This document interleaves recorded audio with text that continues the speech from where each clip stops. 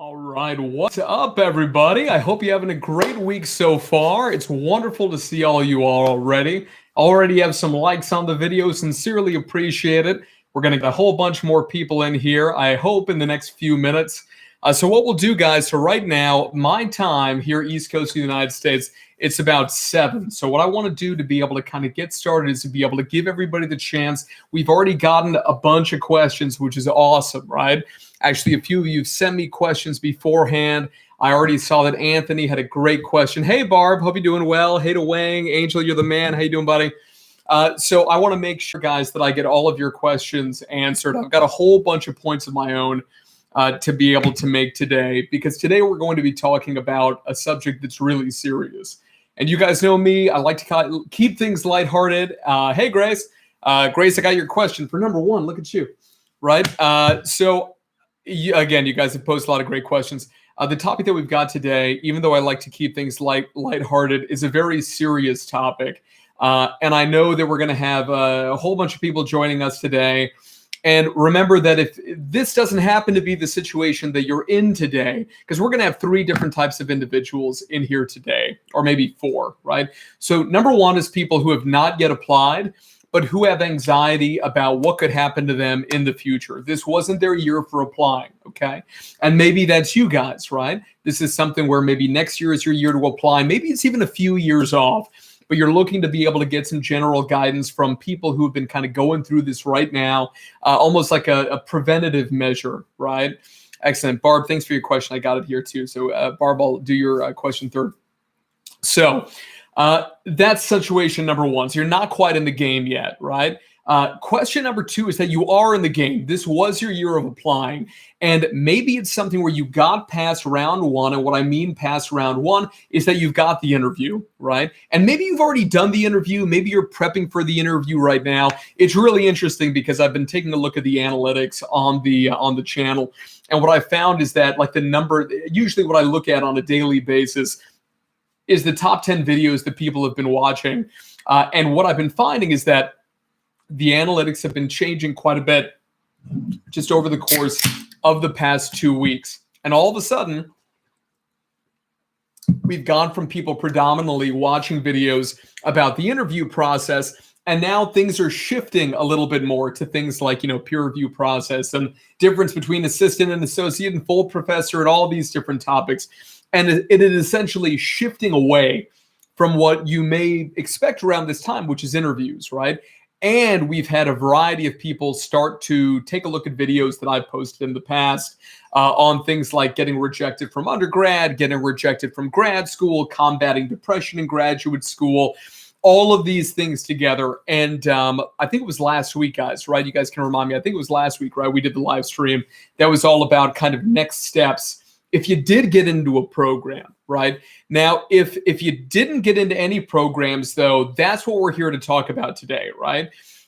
If you guys want to ask questions about maybe you got into a program, but it wasn't your dream program, right? And now you're trying to figure out, do I go to this program that's not my dream program, or do I wait and reapply next year? If anybody's in that situation, again, you can tell me any questions that you've got about it, right? That's why I'm here for you guys today. And then you could be in the third situation, right, where you're not waiting to hear back. You now have heard back, right? You've heard back from all the programs that you've applied to, and you find yourself in a situation where, for one reason or another, you have not been accepted to any of the programs that you applied to, right? If this has happened to you, I'm sorry that you're going through what you're going through right now.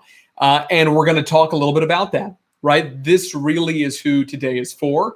Not only for you guys here who are live with me today, and obviously I want to answer the questions you guys have got. I've got a question already from Grace. I've got one from Anthony. I've got one from Barb. I'm going to make sure that I hit those 3. I'll probably hit those 3 actually before I start going into the points that I put together for you guys today. This is something that I think I'm very passionate about talking about this topic. I really have like 2 goals of my life, right? And so they're kind of 2 separate ones, because one is more kind of secular and one is more spiritual. And the secular goal is to be able to help as many people as I can navigate life with as much fulfillment and as little pain as possible. And this is a very, very painful time. Hey, Kieran, it's good to have you. Kieran, I'm sorry to hear about the summer research program, but let's talk a little bit more about that. Kieran, if you have any specific questions, okay, now that the summer research program didn't work out, okay, I want you to go ahead and I want you to ask, all right, because I'm right here for you, right? So you can go ahead and put it in there. So I appreciate the kind words. So here's the thing, right, is that I want to make sure that I answer those questions first. But really, guys, what I want to focus on today is what are the next steps if you've gotten rejected from all of the programs that you applied to, okay? What are some reasons possibly why that happened, and where do we go from here? Okay, I think that's really important. I don't think enough people talk about it, and I think one of the reasons people don't talk about it is because they're afraid of jinxing it. In other words, they're afraid of essentially saying something and then it happens to them, right? So it's almost that bit of superstition, right? So in different countries, different superstitions, mean different things. Daria and I were talking about the other day the idea of whistling inside in Ukraine. So if you whistle inside in Ukraine, then that means that no money is going to be made in that house, right? So I got to be real careful about whistling indoors these days. But it's the same thing, right? Some people see it as superstition to essentially talk about failure when it comes to applying to graduate schools, right? This is very PC time in culture, especially in the United States, but internationally. And sometimes even saying the word failure is seen as something that, we don't want to talk about, we don't want to confront, etc. I can't tell you guys how many failures I have had in my life. I have had an absolutely tremendous number of failures. I've been very blessed that some things that I've tried have worked out really well. But I will tell you that for every single human being, you see kind of the ocean and you see success every now and again, that's that iceberg beneath, just like a real iceberg, beneath the top, you have this epic amount of things that you're not seeing, right? There's a quote that I saw online, which is a really inappropriate quote, but it always makes me laugh. So I pardon the language. And it's basically, what is it? Success is like having a child. Everyone says congratulations, but nobody knows how many times you were effed, right? Which is super inappropriate. But I also find it hilarious because success is very similar to that, right?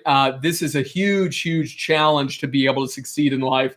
And when it comes to actually getting into graduate school, it has been more difficult this year than almost in any year in the past, especially in career fields like clinical psychology, for example, where the doctoral rates of application have exploded to the point where now what we're dealing with is an acceptance rate that used to be about 4%, but now literally is between 0.5 to 2%. Last year. And a lot of people are worried the same thing is going to happen this year, especially because we have a number of programs that have already established that they're not quite sure whether or not they're going to accept the GRE or not kind of for this year. Yeah, Barb says, amen to how difficult this past year has been. Yeah, like for real, right? For real. So, okay, first thing I'm going to do, guys, though, as I promised, I'm going to go through the 3 questions that have already been asked.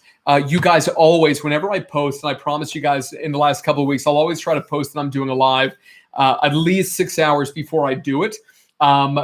Given my career, and not my career, given my schedule, it's really crazy.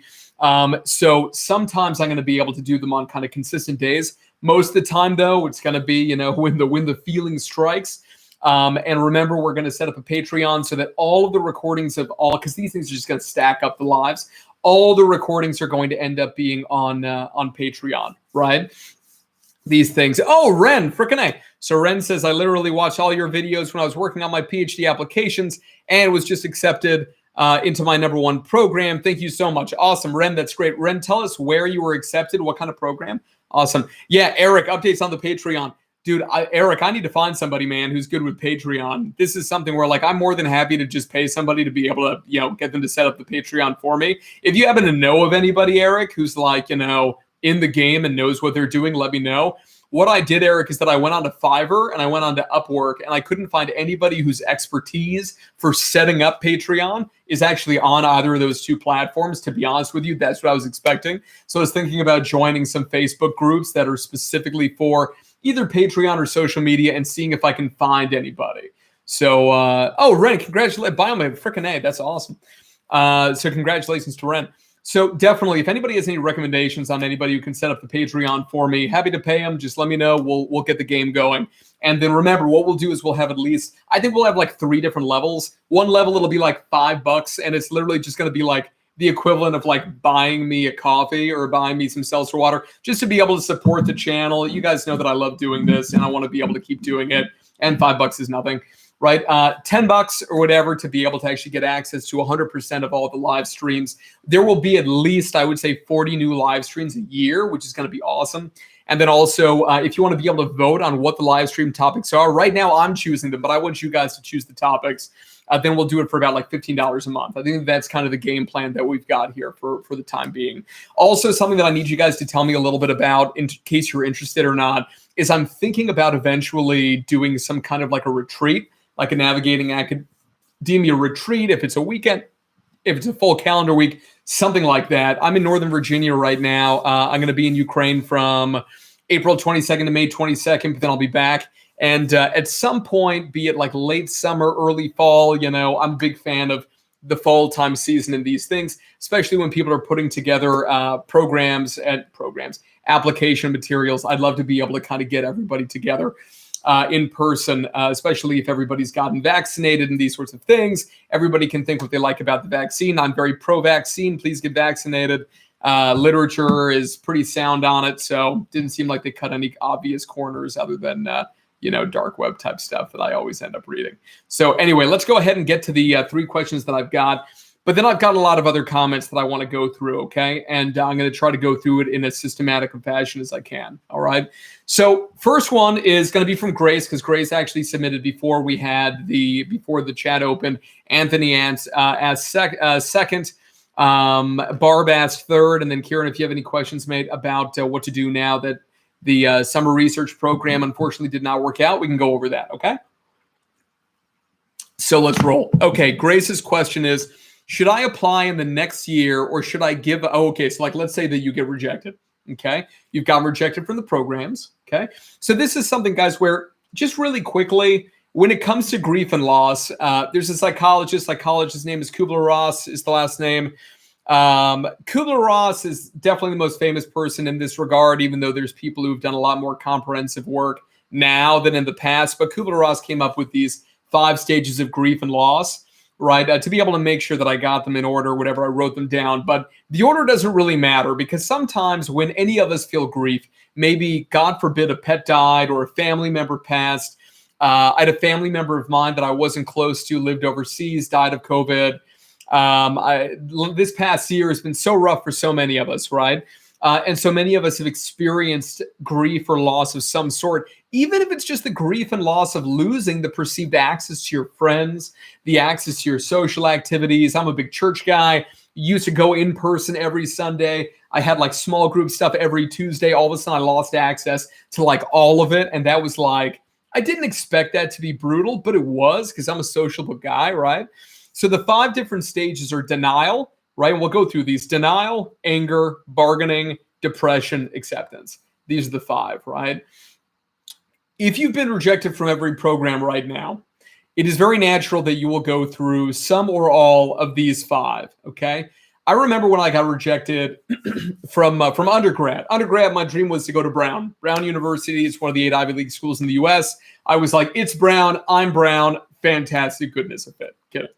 Right? But I want to go to that school so bad, guys. I had a 4.2 GPA. I had great letters of recommendation. I didn't totally screw up the SAT, and my ACT scores were baller, right? I just, I was valedictorian. I thought I was a shoo-in. I felt like I'd given up everything in high school, all the parties, all the fun, this kind of stuff, to be able to get into like whatever school that I wanted. Because I knew since I was 12 that I wanted to be a psychologist. So it's like I knew what I wanted. And I'll never forget the day that this was like one of the first years they did the stuff online instead of sending the physical letters. So you got to go online. It was like at 7 o'clock. It was like 7, okay? And I somehow like convinced myself that if I like didn't look at you guys ever done this where you like put your hand in front of the computer screen so that like, the acceptance or lack thereof is there. And then you're like slowly bringing your hand down, right, to be able to see whether you got in or not. And somehow you feel like this is going to help you or help your anxiety. So I went one step further than that, guys. And what I did was that I said, okay, I'm going to get into this school. And the way I'm going to do it is that I'm going to print out the acceptance or lack thereof page, the announcement page. I'm going to put it into my pocket, and then I'm going to go and walk. There's like a little area kind of down the street from me. The road takes a right turn, and I'm going to sit there on the side of the road with 2 sticks of freaking Nag Champa incense. This is a true story. I'm going to sit there. I'm going to open it, and there we go. I'm going to have it, right? And then I'm going to get in. And I went and I did the whole thing almost like it was a freaking religious ritual. And I opened it up and I got rejected. And I cannot describe to you the feeling that I had. I'm very confident that if you happen to be in a similar predicament right now, that is exactly how you felt as well. There is a genuine feeling that this is wrong. This is it's incorrect. There must be something wrong. Someone has done something wrong. And this isn't fair. It's not right. I deserve this. I earned it. I worked for it. Someone has done something incorrectly, because obviously I need to get into this program. Because if I don't get into this program, then that means I'm not going to get the degree that I want. If I don't get the degree that I want, then that means that I'm going to be miserable. If I'm miserable, then I won't find the love of my life. And if I don't find the love of my life, I can't have kids. And if I have kids, then I won't be happy. And if I'm not happy, then I'm going to be miserable. And if I'm miserable, blah, blah, blah. Okay. This thing is called catastrophizing. That's what we call it in psychology, right? And it's completely natural when something like this, very shocking when it happens, okay, is that it feels like a catastrophe, okay? And what I want you to imagine is almost like taking a tiny snowball. Maybe you did this as a kid, right? And you kind of roll it down a hill, and it kind of picks up steam, right? It gets larger and larger as you push it down the hill, okay? It's the same thing that we do when we have like a mini catastrophe in our head and we just let it run, and it gets bigger and bigger and bigger, okay? And this is what happens to all of us. And oftentimes when we get really negative news, such as getting rejected from a program, all of a sudden we begin this process where we catastrophize, okay? And catastrophizing is something, like I said, it's very natural, but it can also bring about a tremendous amount of anxiety that can trigger a panic attack. And if anybody has never experienced a panic attack before, it is this horrible feeling of a total lack of control over your body and of your mind. The way that it feels is almost like foam in water, where the water kind of froths up the foam to the top. And it's like you're in this whirlpool and you feel no control, like you cannot stop the anxiety that you have. And this can happen when we don't get into a program. And so again, the first thing that we're going to do is we're going to start saying, no, this isn't right. This isn't correct. It must be somebody else's letter. They mixed mine up with somebody that is denial. Okay. Something must be wrong. The second stage, again, and this doesn't have to go in this order. This is just the 5 different stages period. People have actually these days added 2 more stages that we won't talk about today, but these are the big 5, right? The second one is anger, right? Anger and fear are diametric opposites. There's this thing in psych we call the emotional circumplex. And what happens is that when you take a look at emotions, you can actually see their diametric opposite. And anger and fear are diametric opposites. It's almost like they're the exact same emotion, right? Experienced differently. And think about it. In your life, I'm sure that you've experienced this, that sometimes when you're really afraid, you get angry, or you somehow are showing signs of anger. And sometimes when you're really, really angry, deep down, you're realizing that it's because you're afraid in some way, shape, or form. These are diametric opposites is really what they are. And so anger is something that is displayed and is subjectively felt because of the underlying fear, right? The underlying fear can come from a lot of places. One of them is that it's a massive blow to our self-esteem and a massive blow to our self-efficacy. There is a difference between self-esteem and self-efficacy. Your self-esteem essentially is, am I worthy? That's the question. Am I worthwhile as a human being, right? Do I believe in myself? Self-efficacy is your belief in your effectiveness at hitting a target, at hitting a goal, right? At the end of the day, right, not getting into a target program is basically resulting in a lack of both. Self-esteem is interesting. I like to explain it to my students as being like an equation, like a very simple mathematical arithmetic equation. And the equation is basically your ideal self minus your perceived self. I remember when I finally did get into grad school, right? I remember when I got into Oxford, and guys, I just thought this was the most exciting thing ever. You do the thing you do. I called my grandparents. I called my mom. I texted my dad, and texting was like a new thing back then. That's how old I am, right? Texting was, I texted him. It was such a big deal. I'm telling you, it was such a big deal. And what ended up happening was that all of a sudden, my real self, like who I really was, right? All of a sudden, that perceived self and that ideal self lined up for one of the first times in my life. And I literally felt this like undeniable feeling of bliss, ironically, until I went to graduate school, right? And in grad school, what ends up happening is that if your supervisor does their job, if your university does your job, your perceived self isn't going to change. But your ideal self is going to get a lot further, because you're going to realize that you're not even on the totem pole. You're not the low man on the totem pole. You're standing next to the totem pole. And because of that, your horizon is going to get very far out. This means you're going to have a great supervisor and a great grad school career if that ends up happening. If that does end up happening, though, right, that distance between who you see yourself as and that dream self that you want to be down the line, that's getting further away. And that artificially is going to create signs of low self-efficacy and feelings of low self-esteem, okay? And this is one of the reasons, and we talk about this almost every week on the live streams, 38% of men and 44% of women have, in terms of the prevalence of some point in grad school, are going to experience clinically diagnosable depression or an anxiety disorder. And it's one of the reasons we talked about last week. What are you going to do if you do get into grad school? You need to begin building up preventative barriers to those protective factors as fast as you conceivably can, right? Now, if you have been applying to grad school and you've not gotten in anywhere, do me a favor, guys, real quick. Everybody just smash the like button real quick. The more people like the video or whatever, the more on the live stream right now, more people we're going to have watch. I appreciate it. Thank you. So here's the deal, right? The more people that, what am I talking? The more people, now I'm talking about likes. See, this is why I don't like talking about likes and stuff on YouTube, because it's arbitrary compared to the points that we're trying to make. I totally lost my place. I was going to say, Daria, I need you to tell me where I left myself. I've lost the plot completely. Okay, so that's denial, that's anger. We feel super pissed off because things aren't right.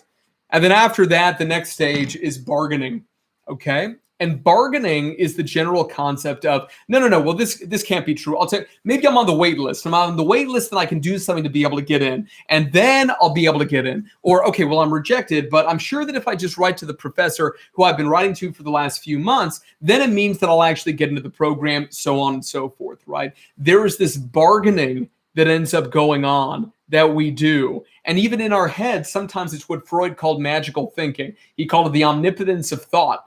And Freud used to talk about this concept that, like, for example, playing the lottery, right? Maybe you buy a lottery ticket. The more you think about winning, the more likely you are to actually win. That's the idea behind this, right? When in actuality, right, that doesn't make any sense. It does not change the actual probability of success. But that's what we're dealing with when it comes to bargaining, right? We're trying to bargain in our heads a way to be able to win, a way to be able to win the game, right? That's what we're essentially trying to achieve here. But bargaining isn't actually going to get us anywhere because it doesn't change the practical reality of the situation. The only thing that could practically change is if you are somehow on the wait list. One very interesting thing in terms of sessions that I've been working on this past week, for the last 2 weeks in particular, guys, one of the reasons that I'm doing this live stream is that I've had a lot of one-on-one sessions with people coming up with individualized plans of where they should, when I say where to go next, I'm talking about like in life for them now that they've been rejected from all of their programs. So these are not individuals who I've been working with in terms of helping them prep their application materials or anything like that, right? They maybe have watched some things on the channel before, but they've never gotten in touch, or they heard about me from one of their friends and they booked sessions with me because they want to basically have someone who is objective and who is not a family member or a close friend or a supervisor or something like that, somebody who's completely objective and completely a third party and has no dog in the race to be able to help them sort out what the F do I do now? Because this is a scary time. It's a tremendous amount of chaos, right? This is literally in terms of like the yin yang, right? There's a little bit of order and chaos, a little bit of chaos and order. This is something where for most of your life, especially when it comes to undergrad, most of the time we've been sold on this thing that I call the 5 lies, and us believing these 5 lies and lies and not getting into grad school because of it are usually the things that result in this kind of denial, anger, bargaining, and then later depression and subsequently acceptance. And we'll get to those last 2 in a moment, right? But remember what the 5 lies are, right? So the 5 lies are that if you have good grades, good test scores, 3 amazing letters of recommendation, you have some kind of research experience if it's a research-based doctorate or master's, and some kind of clinical experience if it's a clinically based doctoral program or master's thesis, then you're going to get into your dream program. And that is a lie, right? It's a lie, right? It's a lie that you've been sold, right? And it's not that you specifically have been sold it, right? It's not that anybody wishes poorly for you or anybody was trying to trick you. Most of the time, what ends up happening is that all of us listen to our collegiate supervisors, career center, we go to, kind of these different career panels and these sorts of things. And usually the people who are giving us this guidance, right, especially at the undergrad level, the people who are giving us the guidance are individuals who are significantly older, right? They're significantly older, and these guys, maybe when they were applying, it was true. But now for certain types of programs, like again, most of the time I help people across all fields: oceanography, marine biology, plant biology, like you name it, physics, doctorates, clinical psych, MAs in counseling, like you name it, right? But clinical psych PhDs are near and dear to my heart because I'm a clinical psych PhD. And what you end up finding is that, again, because the acceptance rates are so low, they didn't used to be that low, right? They were at least twice as high as what they are now. And so because of that, the guidance that you're being given are by people who have really good intentions, but they don't understand that now more than ever, this is an epic chess match, and that there's certain things that you need to have done, not 6 months in advance of applying, a year to 2 years in advance of applying, right, to be able to get into these programs. It's something that a lot of people don't want to hear. A lot of people don't want to hear it because they'll say, I'm too late. Oh no, what do I do? There's usually things that you can do to be able to make yourself more competitive, but there are going to be super nerds like this guy who started taking a look at, grad schools before he even was in undergrad, okay? You are competing against people like that. Okay, and especially in this day and age where supervisors who are accepting students are in some cases, like that call that I got 3 weeks ago, getting anywhere between 100 to 150 applicants per supervisor, not for the program, per supervisor. You need to make yourself stand out in an epic way. A lot of people will call me, guys, and have consult sessions with me and just say, Dr. Singh, I'm scared. I'm just afraid. I have like a lot of anxiety, right? That's a good thing. Right? The reason that it's a good thing is that if you're not afraid, if you're not worried about getting in because of how difficult this is, there's something wrong. And the odds of you getting in, I would actually say, are significantly lower. Okay. So it's just something important to kind of take into consideration, right? My job, the reason that we have this community of all of us who are here today, and welcome to everybody who's just joined us. Really great to see you guys always.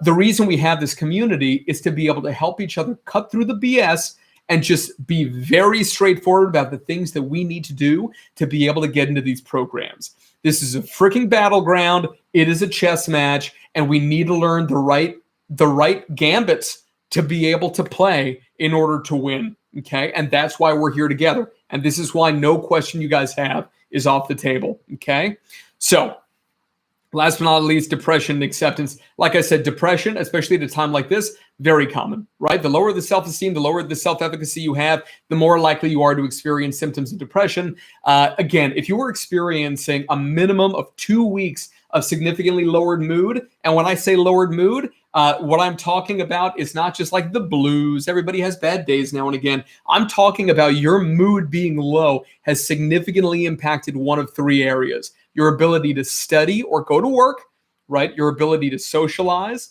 and your ability to form, and your ability to form romantic relationships with others, right? If it is somehow impacting one of those 3 levels, I need you to go and see a licensed clinician in your state, in your province, wherever you are. I want you to go and see him. Not only is there nothing wrong with that, it's a good thing, right? For you to be able to actually go and see somebody. It does not mean that you're weak. It does not mean that there's a problem with you. It does not mean that you're nuts. It means that you're a freaking human being and you're going through something that really sucks right now, right?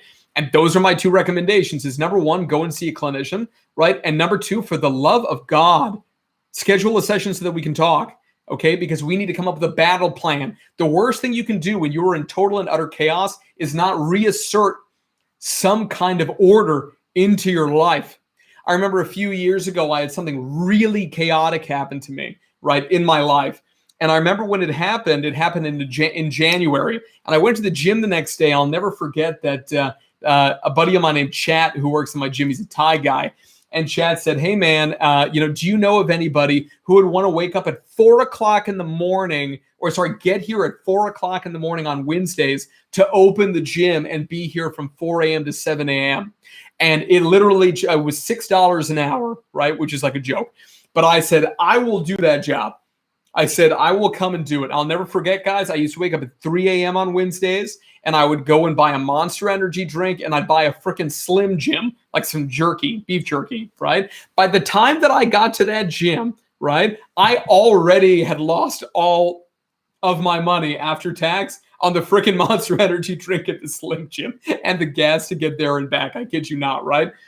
But that was okay because I was not doing it for money. The reason that I was doing it was because I needed some order, and the manual process of waking up, go to the gym, switch the stuff on, check people in. That manual process that did not involve a lot of cognitive effort helped me a tremendous amount. This is why doing simple things, volunteering, you can deliver food, for example, to individuals in lower socioeconomic strata. My church does that. I find that to be very cathartic, very therapeutic for me, right? Any of these kinds of things you can do that are more manual, I recommend that you do those manual things. Me going to the gym, just lifting, working out, okay? It doesn't matter if you're, most of my life, I've been a bigger dude, right? Lately, I've been a smaller dude, right? Or you could be that cat who's just insanely thin and you can never put any muscle on. I don't care, right? I want you going to somewhere to be able to do something manual, do something with your body. You guys know, if you've seen the last few live streams, there's this thing called a Muse, M-U-S-E, the Muse S. Again, I'm going to put it in here, right? Muse S. Okay. The Muse S. And what the Muse S does is that it essentially tracks your brain. It's like an EEG. It's a biofeedback machine, and it'll tell you essentially how effective you are. Give me one sec. It shows you how effective you are in terms of your ability to meditate, right? And meditation is a wonderful thing when you're in a place like this, to be able to focus on your breath, focus on exactly where you are on the moment, because otherwise what can happen is that all of our brains, all of us, okay, myself certainly included, right? Our brain can go on freaking vacation, right? It can literally just totally go in a place that we never thought, that we never wanted it to, for that thing to just, zip around in a circle full time, okay? That's not a good thing. That's not what we want. So sometimes bringing it back to a very simple center by focusing on your breath, which is what happens during meditation, can really help us out, okay? Because we got to get over that depression. Sometimes people feel depressed for a couple of days. I have also known people, though, who have not gotten into programs, who've been depressed at least a year, and I do not want that to be you. You know that, okay? And then finally, acceptance. Acceptance does not mean getting accepted into a program. Oh my God!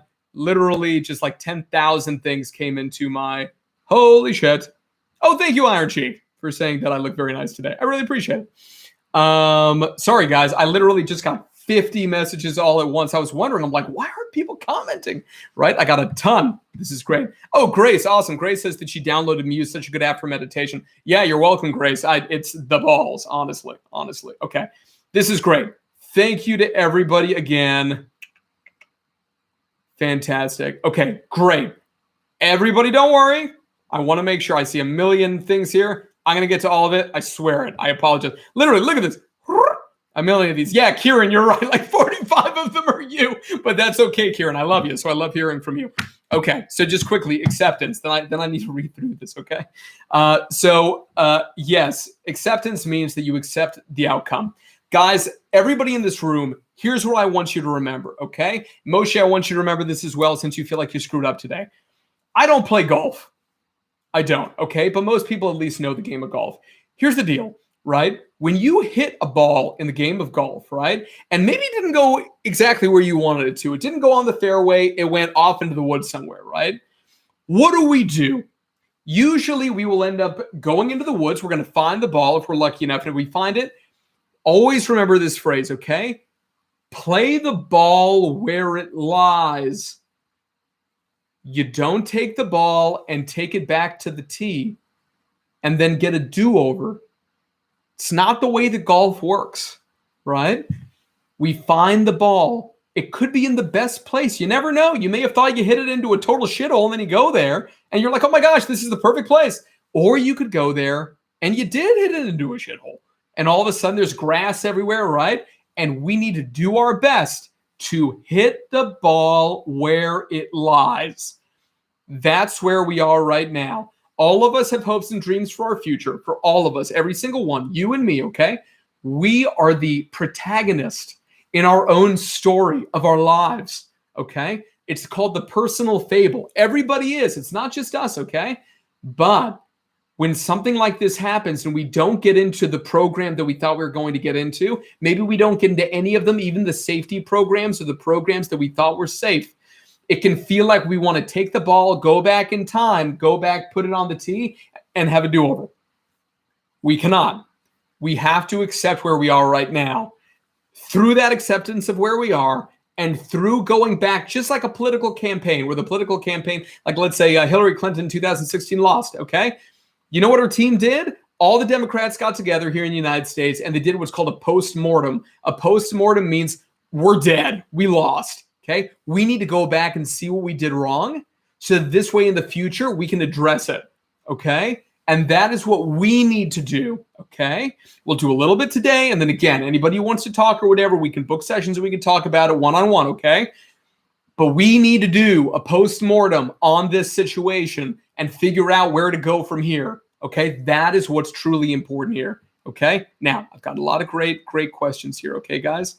And I want to make sure that I get to all of them in the order they were asked. Number one is Grace. Grace's question is, if you don't get in, should I reapply the next year, or should I give up on grad school and enter into the job market?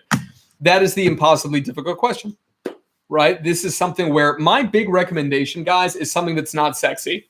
It's not sexy at all, right? And that's to run the numbers, okay? We in our lives do not like to take practical things into consideration sometimes. I have a lot of really wonderful people who ask for consultations. And when we get on the horn, maybe they're in their 30s. And one of the things that I always ask is, do you want to have kids? Right? Like, do you want to have kids? And how many kids would you like? And what kind of a household structure would you like? And where would you like to live? Maybe you want to be in a city. Maybe you want to be in the suburbs. Maybe you want to be in Manhattan. And maybe you want to be in Chattanooga, Tennessee, right? Wherever you happen to be, though, right? Money is very important, okay? Passion does not put food on the plate, okay? You can find ways. Like, do you really think that people who are in tax law are passionate about tax law? Are you kidding me? No. They're passionate about the accoutrements that come along with being really good at tax law, right? Ironically, one of my favorite people is Scott Galloway from NYU Stern. Scott Galloway usually says that the only people who talk about following your passion are billionaires for some reason. And very rarely are, again, people like those who are in tax law into something like that, right?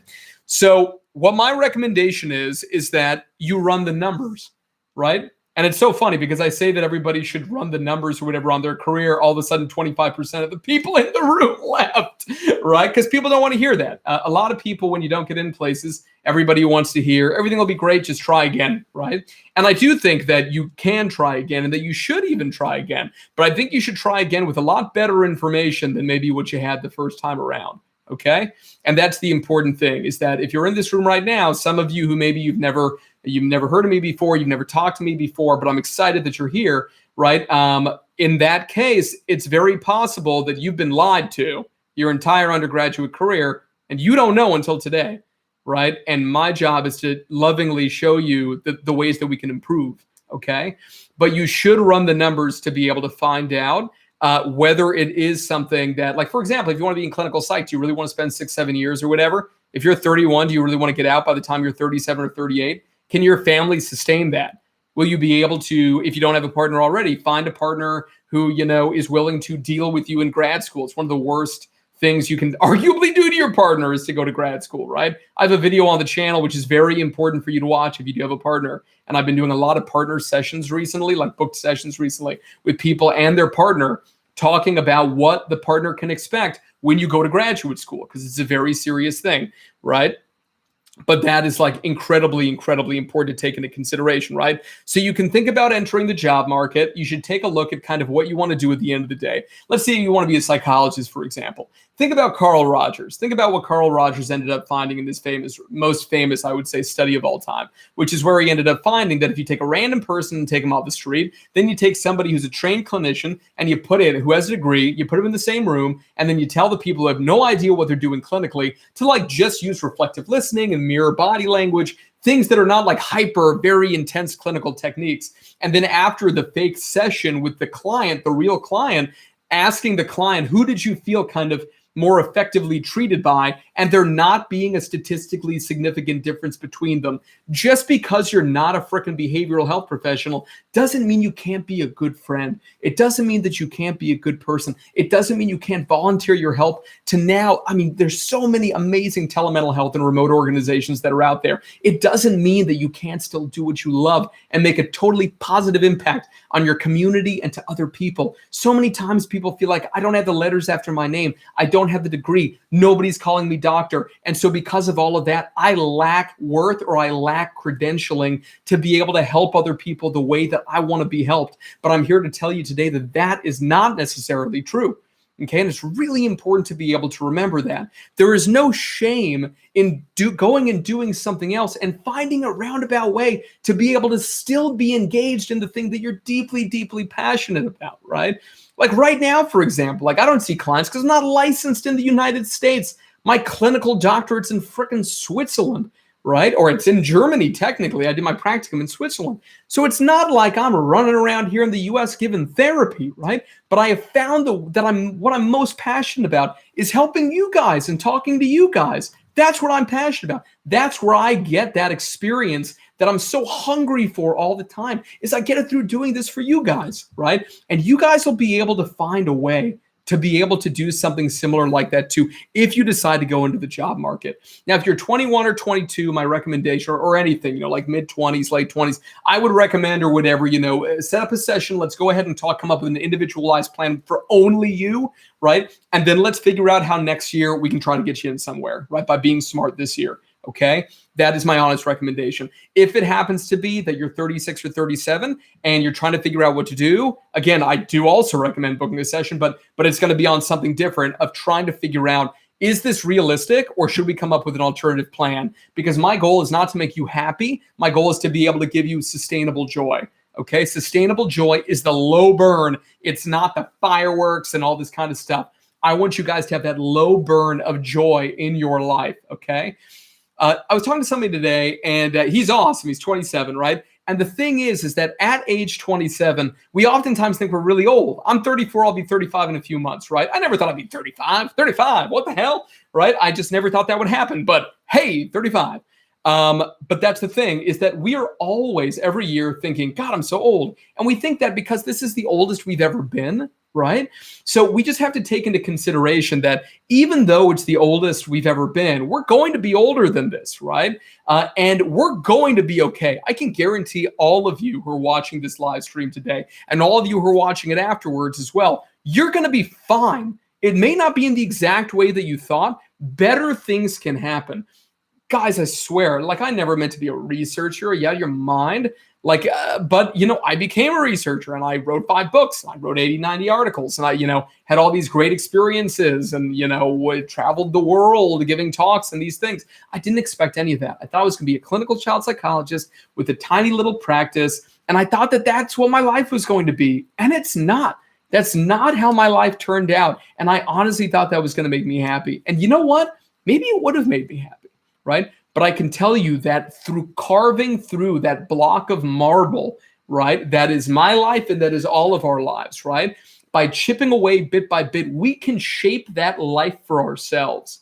there's a great saying, right? Which is, when I was young, I was naive and I wanted to change the world. When I was older, I was wiser and I decided to change myself, right? The more responsibility we take on ourselves, the more we change ourselves, the better the outcomes that we're going to end up finding. Okay.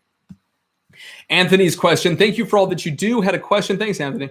Had a question. Is it okay to defer a PhD acceptance for a year? I'm scared of alienating the faculty who've accepted me, but would like to defer. Okay, Anthony, it depends why you want to defer, man. Anthony, tell me why you want to defer. In general, you're fine. If you have a legitimate reason why you want to defer, then yes, you're fine. For example, I deferred from my dream double doctorate program in Minnesota, which had a 0.2% acceptance rate, to be able to go to Oxford for 1 year, right? So I did that. I did exactly what you're saying. Nobody was mad at me. People were mad at me when I decided to stay at Oxford instead of come back. People were mad at me then, but they were not mad at me when I initially deferred. They would have been okay with it. Okay, so that's my my answer. But Anthony, feel free to put in the reason. Okay. Very good. So again, because I know Kieran's got stuff down below, just to remind everybody, Kieran says, just today I got rejected from a summer research program. I'm a sophomore, and the notification for this just popped on the phone. Awesome, dude. Okay, very good. Let's see. Moshi said I did. Yeah. And then, okay, now we get to Moshi. Moshi says, I did my interview yesterday and I screwed up so bad. I feel terrible. Okay. And Moshi says, I feel like I'll never get into anything at this point. Oh man, Moshi, I have screwed up interviews so bad, dude. Like for real. I mean, I have really screwed the pooch. I mean, I've really severely screwed up. So tell me, Moshi, what you were interviewing for. You said you did your interview. Is this for the only program? Are there multiple programs? The good news, I always want you to be very proud of yourself, Moshi, that you got an interview. You already beat it. What that means is that you already beat out between like 75 to 90% of everybody else.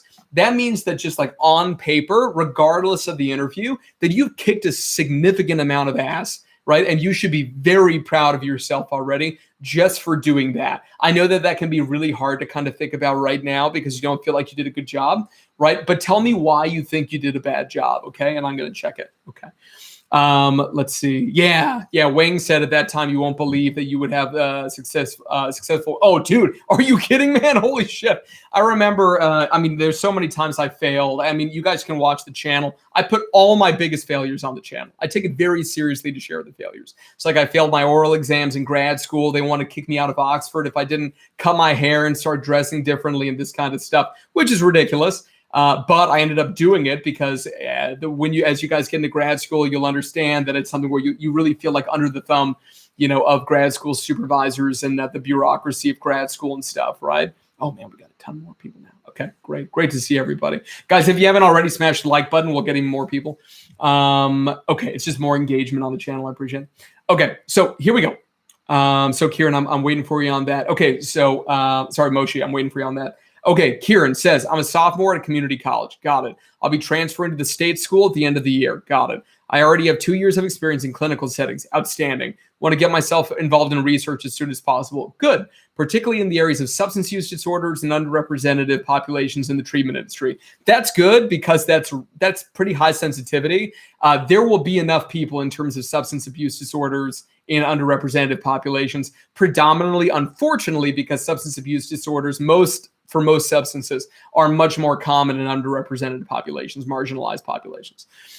Kieran says, since I'm at a community college, I don't have access to professors who are conducting research, so I've applied to several SURF programs. I was rejected from one today, waiting to hear back from the others. Oh, great. So we're still waiting on the others. My question is, do you have any advice for students who are at community colleges? That's a good question, Kieran. Do you have any advice for students who are at community colleges to get involved in psych research? And yeah, Kieran, it's hilarious. You read my mind. This could be a question for another video. Yeah, Kieran, do me a favor and email me that question. I'm going to answer it for you, but do me a favor, mate, and I want you to email it to me because I want to make a video on that because that's a really great suggestion that you just gave, okay? So, guys, if anybody's in the situation that Kieran's in right now where they're at a community college and they want to get into some kind of a research lab, okay? The best thing you can do, if you want to get into a PhD, a clinical psych PhD program, you always start with the supervisor, okay? So you need to find the supervisor first. The way that you do that is that you try to figure out 3 things, and this is unique to you. You got to figure out a target population that you want to work with, a target clinical phenomenon you want to address, and a target methodology that you want to use to be able to explore it. For example, I want to take a look at female sex offenders is the population, right? I want to take a look at rates of substance abuse disorder. There you go. That's clinical, the clinical piece, right? And the next thing is that I want to do it using dialectical behavior therapy. Okay, so that is the intervention, or in this case, the method. Okay. Why do we want to do that? Because all literatures are massive. If you want to look at the psych literature, it's huge. Engineering literature, it's huge. Biological literature, neuro literature, it's huge. We need to winnow it down. We need to narrow it down to the extent that we can. It's really important that we do that, actually, right? And so what happens is that once you've done that, what you're going to end up with is, instead of, 10,000 possible supervisors of clinical psych PhD programs, by looking at the literature that surrounds that very specific niche that you're establishing, you're going to find that there's maybe only 10 to 20 people in that field. Then I want you to look and see if those 10 to 20 people are any of them at clinical psych PhD programs, right? Currently. If so, are they accepting students for the next year? Fantastic, right? This is when you need to begin the process of building a personal relationship. A lot of people mistake my words, and they think that building a personal relationship means emailing them one time and saying, hey, I'm really interested in being your student. Are you accepting students for next year? That is not a personal connection.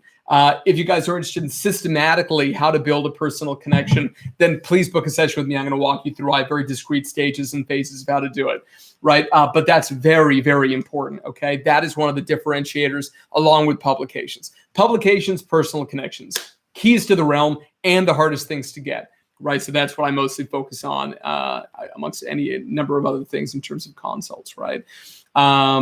Okay. Very good. So yeah, this might be a question for another video. Agreed. Excellent. So Barb says, oh yeah, so figured out where those labs are. Right now, you may be able to do remote work, even if it's just like data entry or something, Kieran, for that kind of lab. But here's the thing, is that there has to be some kind of a story between what you're doing and what the your target lab, right, is interested in. Okay. So for example, you can't be doing, let's say, or it would be hard to make the case that you're doing developmental psychology in terms of forensics. And then you want to look at something like gero, psychiatry on substance abuse or something like that, right? You can find ways to be able to piece it together, but it's going to be more of a stretch than if you know that your target supervisor is doing developmental work, and then you find somebody at a local university that's not a community college, maybe the place that you want to transfer, and you go and start working in one of those labs. Is it rare for somebody who's not at the university to be interning in a lab at a university? Yeah, it's rare, but it doesn't mean you shouldn't give it a shot. Because most people, Kieran, are going to be scared, that's good. I want you to learn to thrive when other people are afraid, right? This is like some weird thing about me, is that I do a lot of really extreme stuff where I have in the past, of like bungee jumping and stupid stuff. Bungee jumping, I learned to drive a NASCAR without, which was it's manual transmission, without knowing how to drive a manual transmission while on a racetrack. Terrible decision. Right. And not really funny, but I still find it amusing. But these sorts of stupid things, being comfortable with uncomfortable situations is good, right? You're going to get a lot further than other people, Kieran, if you're in that case. So I want you to consider that. OK, but you got to start with the literature, right? Use the literature, especially between the last 3 to 5 years, to guide who those target supervisors moving forward may be. And then I want you to begin the process of building relationships with them, trying to get a publication in the same field, and so forth. Okay, so next one. Barb says, that's so true. My daughter's entire lab PI, everyone told her that she was a shoo-in for PhD. Yeah, Barb, it's bullshit. It's bullshit. I promise you right now. Put your daughter on the phone with me, right? Like, for real, right? Don't listen to anyone. All of your friends, all of your supervisors, all of your family members, everybody at career services who never know what they're talking about, they will all tell you that you're a shoo-in for the program, that you're going to be fine.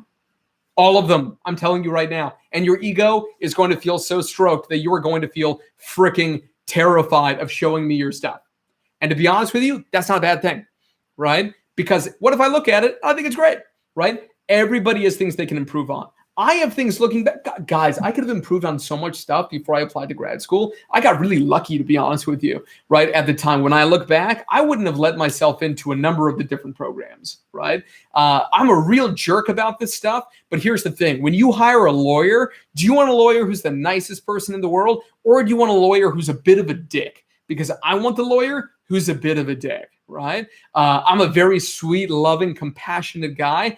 When it comes to this kind of stuff, I'm a bit of a dick and I'm on your team, right? This is like a lawyer who represents you. That's me. I represent you in this case. I am on your team every step of the way, okay? So let's keep going. And by the way, in terms of emails, I always put it down here. So my email address. Okay, let's go to the next one. Okay, Jackson says, for those of us who have been rejected from PhD programs, do you think seeking out a master's program would be beneficial in making ourselves more competitive, specifically experimental psych? Okay, Jackson, great question. So Jackson, remember again the big 5 lies, right? So this is grades, test scores, 3 amazing letters of recommendation, research experience, clinical experience, okay? If your GPA was below 3.5, I do recommend doing a master's program, unless it's been a number of years after undergrad, you've been working, you've got a bunch of other great accomplishments, and then you're reapplying. That could be different, especially if, let's say that you're a psych major. So I'm looking at your psych GPA, and it's, it's pretty high. Let's say it's 3.5. But the reason why the grades are lower, or like the GPA is not a 4.0, is because of your psych stats classes, right? Give me one sec.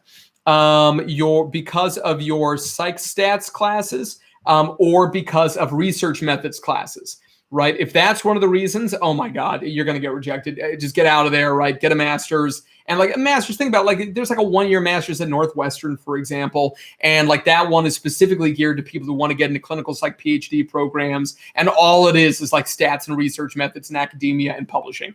That's all it is at that program, which I think is great, right? Like if you want to learn how to publish or whatever, and you've got something to publish, then just do one of the certifications of Publication Academy. I just put the link in the chat here, right? Publication Academy is the largest online resource for training on how to publish in academic journals. Doesn't matter what field you're in. You could be in psych, you can be in bio, you could be in sociology. It doesn't matter, right? It's equivalent across the board, right? So you want to get one of those certifications to basically prove that you know how to publish. They're not cheap, it's true, but they're also the most worthwhile thing you will ever do, right? When it comes to learning how to publish, you will be so many eons ahead of everybody else in your field, right? Okay, so that's number one reason to seek out a master's. The second one would be if you need more research experience in general, or if you don't have a publication, right? Keep in mind that you don't want to get to the end of the master's and then have a master's thesis that is unpublished, right? And then just say, okay, well, I have this master's thesis. It's not published. I'm at the end. What do I do now? I didn't get the publication. You need to go in and make it really clear to whoever the target supervisor is. First of all, you should only choose a supervisor who has a personal connection with the target doctoral supervisor. Otherwise, you are wasting your time, right? Why? Because personal connections and publications are the keys to the realm, and they're the hardest things to get. So you got to strategize now. If you're going to get a master's, don't just pick a master's because it's close to you or because it's cheap or for any of these reasons. Play it like a chess match. If you need help finding a program like that, for the love of God, book a session so that we can talk about it because I care. Okay, that's the next one. Okay, clinical experience. Sometimes you need a clinically oriented doctorate, but to be honest with you, that's not that worthwhile. If you're going to do a clinically oriented doctorate, you're going to end up with something like one to do a clinical psych PhD, then you're going to do an MSW or counseling psych master's. And then if I'm the person who's looking at it, I would say, well, if all you wanted to do is be a clinician, then, why on earth didn't you just get like a terminal, psych master's degree? Instead, you got one that could technically lead in most states to some kind of a clinical certification, right? So I would kind of toss that idea kind of out the window. But those are the reasons to be able to get a master's. The GPA and the test scores, okay? If the GPA is below the median of the target program, then it would be worthwhile doing something like a master's, right? I've gotten people into programs who are as low as a 2.9, but even for that person, I had to tell them that this is a total shot in the dark, right? And that we can max out the likelihood of getting in, but you're still, this is a shot in the dark, right? And we had to use personal connections and publications to be able to make it work. And it ended up taking 1.5 years longer than she anticipated, right? But is it possible? It's possible, right? But it's also exceptionally rare, right? And again, the exception does not prove the rule, okay? So that's my answer there. Okay, so Kate. Hey, Kate. So Kate says, I have not been rejected from my MA clinical mental health counseling program, but I am stuck in the perpetual cycle of anxiety and depression while I wait, and I can't stop checking my email. Oh, Kate, God, so annoying, isn't it? I don't know if you know that feeling of like, I'll always have one tab open and just like my eyes are on that tab, like waiting, right? It's like the telltale heart. It's like an Edgar Allan Poe thing. So Kate says, what's your advice for reducing anxiety related to grad admissions if my normal grounding techniques aren't working and I can't afford? Okay, Kate, can you tell me? I will look for it in here, okay? What are your normal grounding techniques? The things that I would normally recommend are belly breathing, right? Belly breathing is a really good one. I want, Kate, any time from now on that I am doing a live stream, okay, I expect you, Kate, to be on it, and I expect you to tell me what your SUDs are, okay? And SUDs are subjective units of distress. They go from 0 to 10, okay? I'm right here. I'm not going anywhere, okay? So 0 to 10, you can tell me your SUDs when they get really, really high or when they get lower and these sorts of things, right? So I expect to know every single time how you're doing, okay? Like, no joke. Come on, I'm going to remember Kate Sapek because it reminds me of Kate Spade, right? And we don't want you to be like Kate Spade, if you know what I'm saying, right? So I want you to keep me in the loop or whatever, right? So in terms of reducing anxiety, I honestly recommend that Muse S thing. I'm in my head a lot. Anybody who knows me personally knows that I'm a big idea guy. I've run several international companies. I invest in a lot of companies.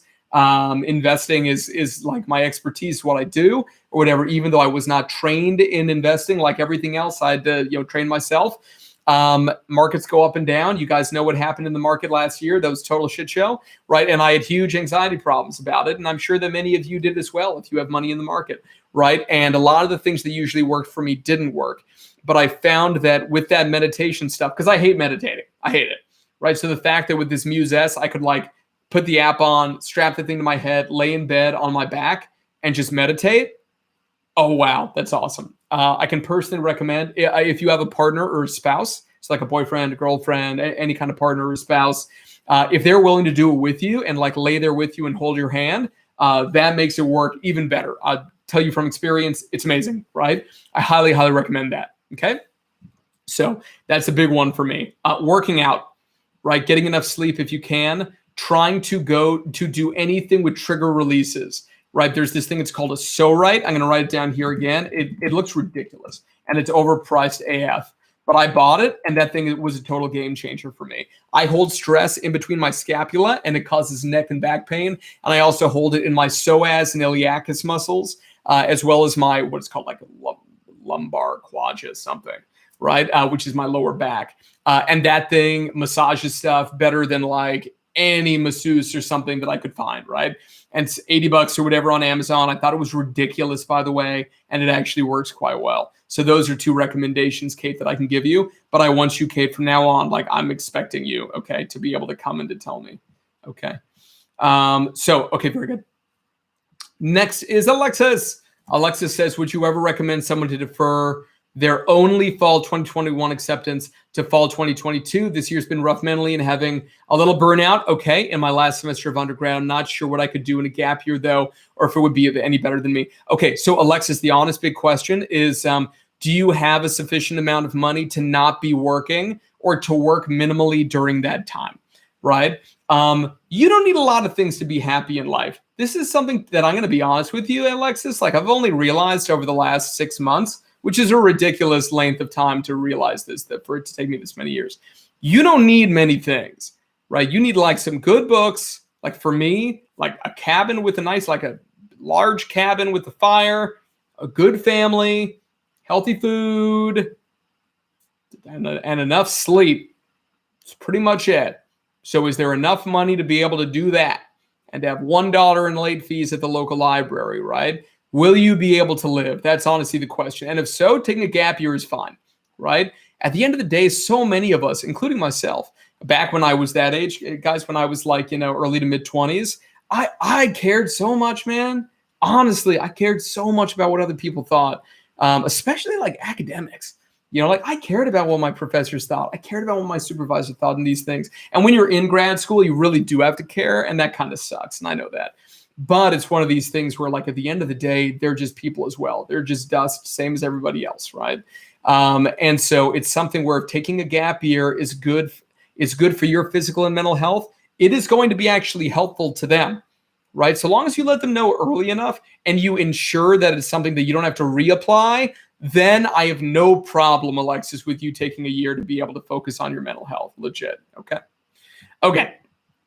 Wang says volunteering. Yeah, Wang, that's a great suggestion, mate. Volunteering. The best way to be happy is to lose yourself in the happiness of other people. I find that like 100%.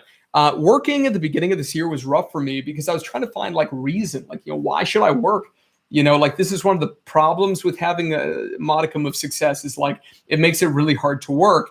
And so I've had another, especially because I got really, really sick at the beginning of this year, starting like, January like 7th, right? I got really sick, like not with COVID, with chronic stress pain, right? Like really capital R, really sick, in a burnout way that I've only experienced one other time in my life. And that's some scary shit, right? And I'm lucky that I have the #1 girlfriend in the world and the best family ever, right? To be able to have helped me through that to the point where now I'm doing so much better.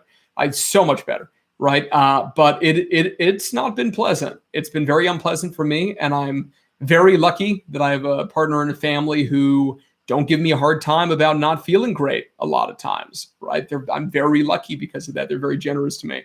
And volunteering is a great way, I agree with Wang, to be able to kind of find happiness in our own individual lives. So Grace says, I'm applying for a PhD in clinical psych next year, but I know it's insanely competitive. Yeah, answer your question. Really comforting. Awesome. Grace. Yeah, absolutely. And Grace, definitely. I mean, like you ask great questions, Grace, always. Just keep the questions coming. Not just today, just like in general. You do a great job. Okay. So, Barb, did I miss your question?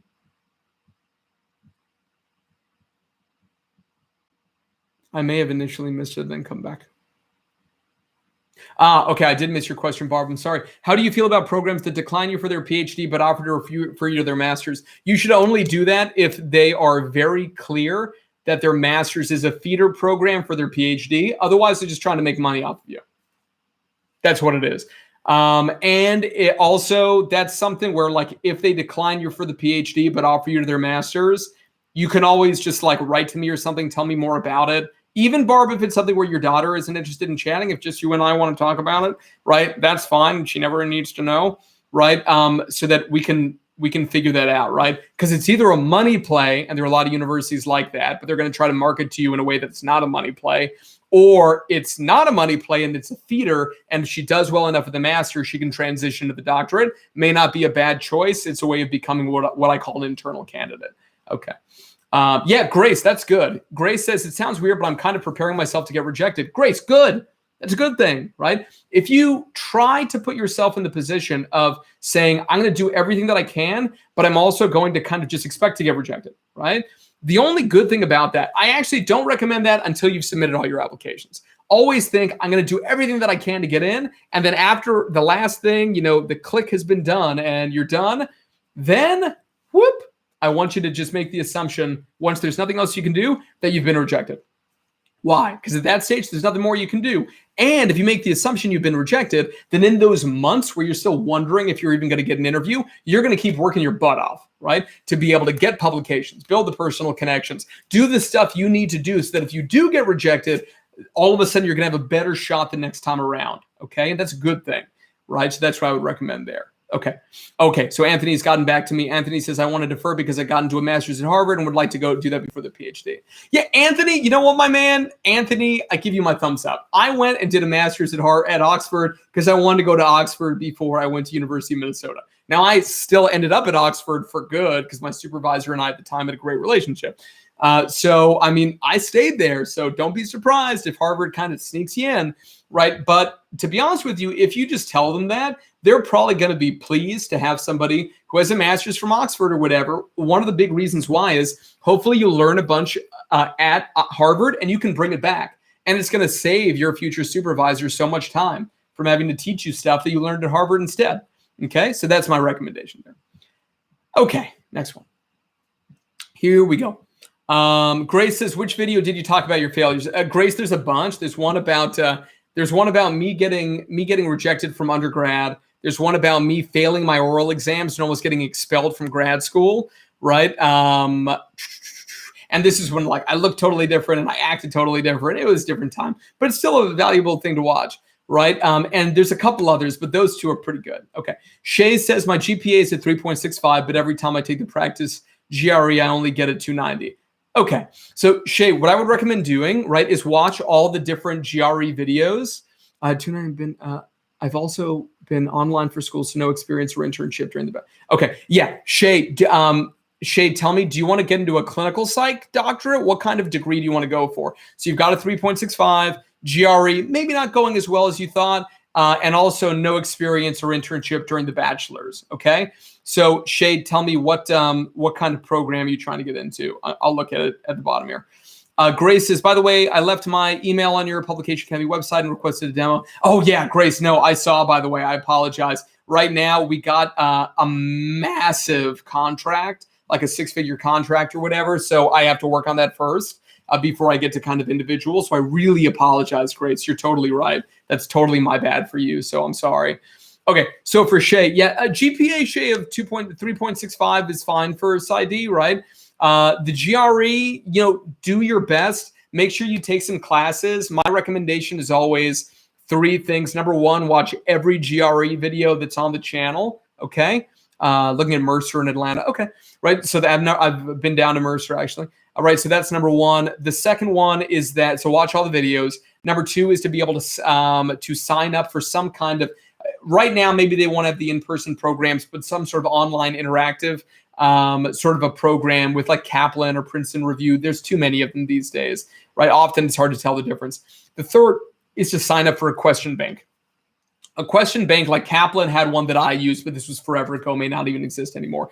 All it is like a bajillion questions in very specific types. So I was much better at verbal than math, and my math, I did a good job overall, but I really sucked at word problems. So I was really bad at them, and it really dragged my score down. So I did nothing but just grind word questions. And I hated it. I hate the GRE. I hate standardized tests. But I did them over and over and over again until I got to the point where I wasn't horrible at them, right? And that ended up working out exceptionally well for me, right?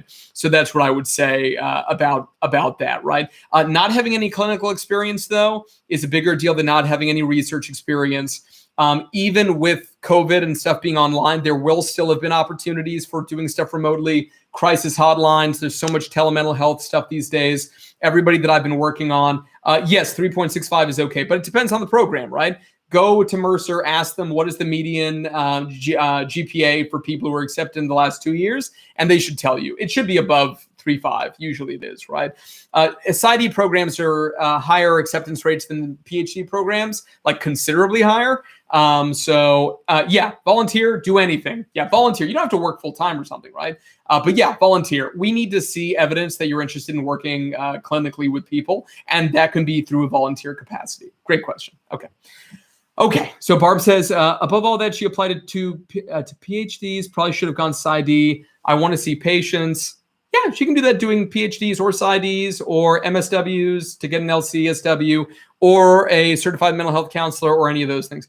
But got referred to one college master's program and got accepted. Okay. Waitlisted and denied all the PhDs. Yeah, that's rough. 3.91 GPA, honors psych, received a grant, etc. Got denied and all. Yeah, Barb, I totally agree. Taking the master's the wrong move. She wants to go on to PsyD. Yeah, Barb, that's so specific, dude. Yeah, she needs to book a one-on-one session with me. I need to look at all of her stuff, right? I need to look at all of her stuff. That's what she's got to do. I can't do it in the stream. Okay. Let's see. Okay, Kate. Great, Kate. Rocket. Okay. Kate says grounding techniques that I use. Diaphragmatic breathing, good. 5, 4, 3, 2, 1 technique and relaxation. Yeah. Diaphragmatic breathing is like the norm. Sometimes diaphragmatic breathing alone doesn't do anything. If you can measure it, you can manage it. Try to get one of those muses. See if you can get a refurbished one. So it'll be like 50% off, right? That thing, honestly, I hate meditation. And that thing has totally changed the game for me. Right. So Kate says, I find myself having nightmares about grad school frequently and checking my emails become obsessive. Understood. Okay. That it won't make a decision. Yeah. Okay. So remember, it won't make it change at all. Right. So Kate, there's a quote that I always want you to remember. Okay. And I want everybody to remember it. But Kate, this is you and me talking right now. Okay. So Kate, worrying. So worry, right? Like money, it's interest on money, right? Worry is interest paid on problems that have yet to happen. Okay, one more time. So worrying about something, right? It's interest paid on problems that have yet to happen. No amount of worry will make anything. Yeah, Shay, you're right. Just send me an email, Shay, and we'll get something on the books. I know I am booked for the next 3 months, which is ridiculous, right? But I have cancellations sometimes. Sometimes I can do weekend stuff. So just my email is there. Just send me an email. We'll figure it out, okay? But yeah, no, the online stuff is insane. People book so far out. It's nuts, right? So send me an email. We'll figure it out. I just put my personal email, everybody in the chat right here. It's drphoenixsingh@gmail.com. Okay. So that's the big thing to remember, Kate. No amount of worry is going to help us, right? At all. I wish that it would, right? Again, it's that Freudian concept of omnipotence of thought, that if I think more about it, if I hope more about it, etc., that things are going to get better, right?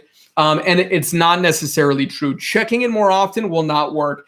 It will feel so uncomfortable for you to check a certain number of times a day. So here's where I want you to allow yourself to start, Kate, okay? Is I want you to allow yourself in the beginning of the day, okay? So like in the morning, before noon, I'm allowing you to check once, okay? And then between noon to 4, I'm gonna let you check one more time. And then between 5 to 9, you're allowed to check one more time, okay? You can check it 3 times a day. And after that, screw it, okay? And then I want you after that to only check it 2 times, but we're gonna start with 3, okay? That's fair. Don't check it once an hour. Don't check it once every 10 seconds, right? And what I want you to do is, if you've got an iWatch, or if you've got an iPhone, or any kind of phone or whatever, right? Then what I want you to do is to just set an alarm, and you're only allowed, Kate, to check it when the alarm goes off, okay? You're not allowed to check it in between. So when the alarm goes off at whatever time you set it, you're allowed to check.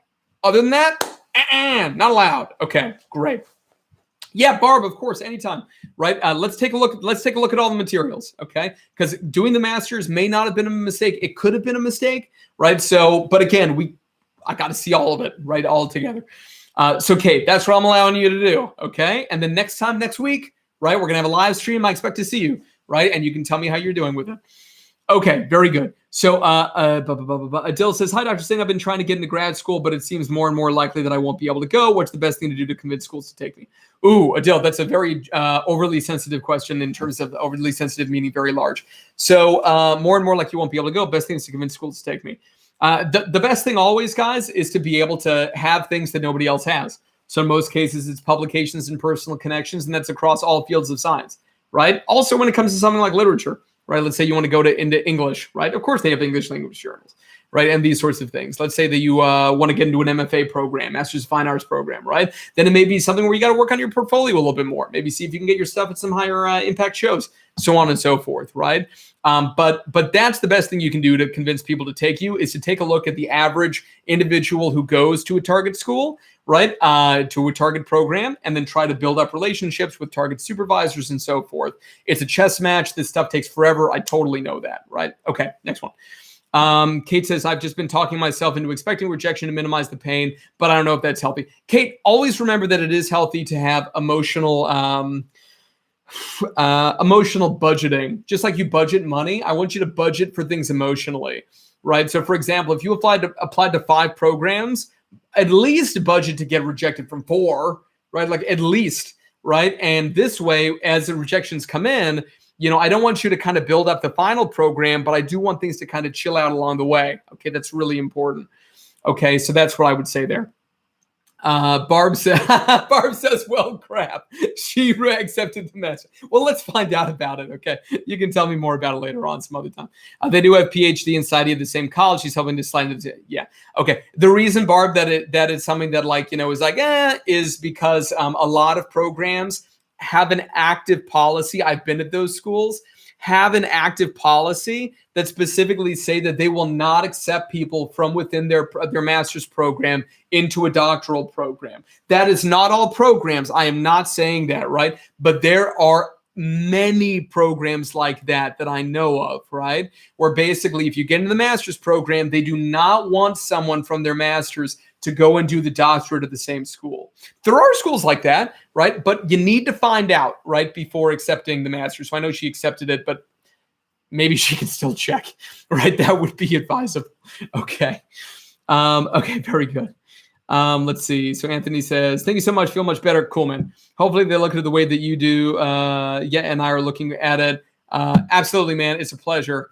Shay says, I'm curious. I've debated between MSW and a PsyD. I'm 33. Wondering what you is Shay, it's a great question, dude. Right, and that's something that we can talk more about in terms of the session that you said you want to book, which I do recommend because we can talk about this kind of stuff one-on-one. Because some of it will be like personal stuff, right? So I don't want to talk about it in front of other people in terms of like family planning and this kind of stuff, right? And also, when I say family planning, I don't just mean like a family planning, like having a family from like a relational perspective. I'm also talking about from a financial perspective, right? So the average PsyD program, you're going to come away with between $100,000 to $243,000 of debt, right? According to official statistics. That's a lot of debt.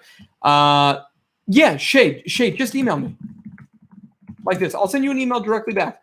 So it's drphoenixsingh@gmail.com, right? So that's the best way to be able to put it. Online, if all the sessions are booked, the only way to book is to be able to email me, right? And that's my direct email, okay? Nobody else will read it except for me, okay? So very good. No, looking forward to hearing from you. So that's what I would say, right? And don't worry, Kate, I'll keep you accountable too, Kate. So don't worry, you don't have to do it alone, right? I'm in it with you. But yeah. So just set the alarm every time the alarm goes off. Even, Kate, if it's something where you have to start setting it once an hour, if you're checking it literally all the time compulsively, just do it once an hour. And then after a few days, do once every 2 hours. And then after a few days, do once every 3 hours and space it out like braces. I used to have braces. Pretty straight now. I used to have braces, right? Spaces everything out appropriately. Okay. Yeah, MSW and a PsyD. Yeah, Shay, because I mean, like an MSW, it depends what you want to do. I mean, PsyD or whatever, the main benefit is that you get called a doctor, and, I told somebody this earlier today, right? You can be an LCSW, you can be a PsyD, you can be a clinical psych PhD, you can be a certified mental health counselor, you can be a psychiatric nurse, you can be a psychiatrist. Whoop-de-doo, you got letters after your name. At the end of the day, a client's going to come in and they're going to sit down in your chair. And you want to know what's going to happen? They're going to tell you something. And you want to know what's going to happen after that? You're going to open your mouth. And what happens when you open your mouth, that is the thing that's going to get you clients. You're going to succeed. You're going to fail. I don't care if you went to Harvard or Eastern Kentucky Tech. God bless Kentucky, right? I don't care where you went. The greatest clinicians I have ever met in my life have been social workers. I'm a psychologist. I got a degree in psychiatry and a degree in psychology. I have no problem telling you that the best clinicians I've ever met have been social workers. They have been. Most experienced, spent the most time on their craft, blew my mind. I was a very prideful person in my earlier life. Very prideful, very arrogant, huge, no sense of helping other people. Not really, not unless it helped myself, right? I was a very different person. And especially early 20s, like 22-ish. And so it was like the peak, right? But it's very important to be able to understand that, when it comes to some of these things about like planning our futures and this kind of stuff, it is all about being able to help other people. But it's not saying that just because you have a PsyD or like your Dr. Singh instead of Mr. Singh or Miss Singh or whatever it is, that all of a sudden your life is better or more important or more worthwhile or that you're a better clinician. Most of this is going to be up to you. If you get the degree, guys, today and you're 40, you've got 35 years left where you can see clients until you burn out, right? 35 years to get continuing professional development training, to go and get more clinical experience, to go and get all this stuff, guys, right? You're going to be fine. You're not going to learn everything you want to learn in grad school. Do you want to know how many grad school classes I have ever taken? 0. Never. Oxford in my doctoral program, nothing, right? So everything that I've taught myself, everything I teach you guys, I was the freaking youngest tenured full professor in the country of Norway when I was 27 in any topic, right? That's insane. That doesn't make any sense whatsoever, right? But it's also true. So it ends up being something where you can be truly great at what you do. It does not have to be something where people that you perceive to be smarter than you are telling you anything. You have the capacity to do it, okay? I don't care if you're dyslexic or dyscalculic or anything like that, right? Don't let anybody tell you that they're inherently better than you are, that they can do things because they're older, or that they look differently than you do, or any of this foolishness. It's not true, okay? Being the king of the misfits is better than being some really cool person who is loved by everyone but contributes nothing special, okay? Please understand that. Okay, a few more things. Okay, Shay says, I want to do therapy and I want to be able to administer psychological assessments. Fine, Shay, you can do it using, with either an MSW or PsyD. You're fine. Okay. Barb says she could apply to other colleges. No worries if they do have that policy. Cool. She just thought it might be convenient. Yeah, totally understand. Yeah, I mean, definitely, Barb, ask her to find out, right? She could even make like a fake Gmail or something if she's afraid of, asking, and just like ask somebody who's like, director of admissions there, or something like that, if it's common. And you can ask a question like, what percentage of people who get the master's, who apply for the PsyD or the PhD or whatever, what percentage of them get in relative to how many people who are not master's enrollees, how many of them get in, something like that. It's a smart question to ask, right? Okay. Last few. Okay, Kate's last question is, what's your take on grad admissions being more competitive during COVID-19? How much is this true? Oh, yeah, Kate, we talked about this earlier today, so I just go back in the live stream and watch that. Yeah, it's unbelievably more. It's at least 50% more difficult. It's like, let's say that it's a clinical psych PhD doctorate. It's gone from 4% to between 0.5 to 2%, which is crazy. And it also speaks to the importance of a lot of strategy. And so remember, right, in terms of strategy, we're going to be able to find something that works for you guys uniquely, right? So, okay, so I guess if somebody checked for me, which is very generous, that I guess I'm booked up for the next few weeks, I can still find times to be able to have sessions with people, especially if you guys are watching via live stream, right? So just send me an email and I will either myself, my assistant will figure it out, right? So my email, again, I put it here, is drphoenixsingh@gmail.com. I need to see all your stuff. We need to come up with a game plan, right? If you are afraid of getting rejected, if you have gotten rejected, if you're just really nervous right now and you need somebody to talk to, right? Please see somebody who's clinical, but also feel free to talk to me as well from the career perspective, right? I'm the right guy to be able to talk to for y'all, right? And remember that I'm on your team, right? I talk about things really bluntly and a really straightforward fashion, right? And sometimes it seems, I hope it doesn't seem uncaring, because that's not where it's coming from. But I talk about it in a way that it's like no BS. I'm here to be able to shoot it to you guys straight because I care about you and I want to help you guys care about and help other people. Okay. So we'll go ahead and finish there, guys, because it looks like we don't have any more questions for today. Let me say one more thing before we close. It was said once, which I think is very true, that there's a very unique relationship between optimism and rage. A lot of people hear the term rage and they automatically think that rage is something that's experienced by people who are very pessimistic. So they're very rageful. In actuality, rage is the quality of someone who is very optimistic, right? Why? Because when you're really optimistic, you hope the best, you expect the best, and people act like they act sometimes. You guys know what I'm talking about, right? That distance to fall when you're optimistic versus pessimistic is a lot deeper, and that deep fall gets generated as rage. So please don't be afraid if you feel feelings of rage, if you've been accepted in these things, especially if you've been optimistic this entire time, right?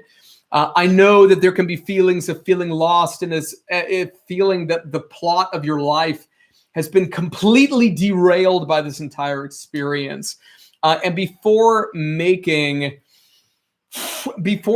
really significant life decisions, it's good to talk to somebody who's not a family member and not a friend and not a supervisor and these sorts of things. Just remember that I'm a resource for you. There's a lot of people I pray who are going to be resources for you, but I'm here for you, right? If and when you need the help, right? So please do let me know if I can be of service to you guys, okay? Per usual, let me go ahead and put the last few things in here, right? You can take a look at current rates and these things for sessions at www.drphoenixsingh.com. If you want to learn how to be able to publish peer-reviewed research or get a certification as a certified academic publishing specialist, check out publicationacademy.com. And like I said, apparently there's no more sessions left on the website. Just write to me. I'll fit you in, right? Just send me a personal email, right? Which is drphoenixsingh.com. So awesome, guys. God bless you. Have a wonderful day. I will talk to y'all hopefully next week. Bye-bye.